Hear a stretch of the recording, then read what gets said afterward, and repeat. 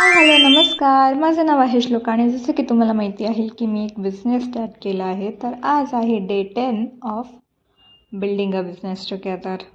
आजचा दिवस खूप प्रोडक्टिव्ह होता.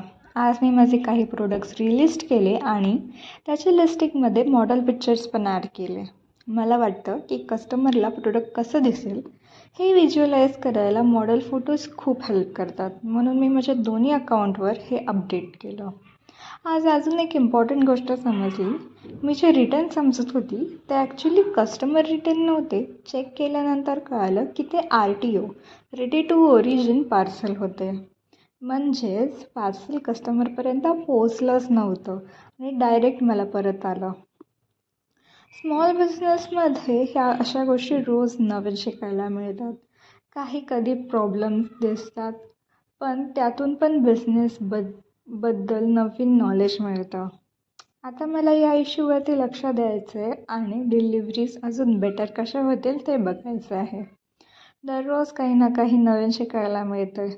इम्प्रूव्ह करतो आहे आणि पुढे जातो आहे. सो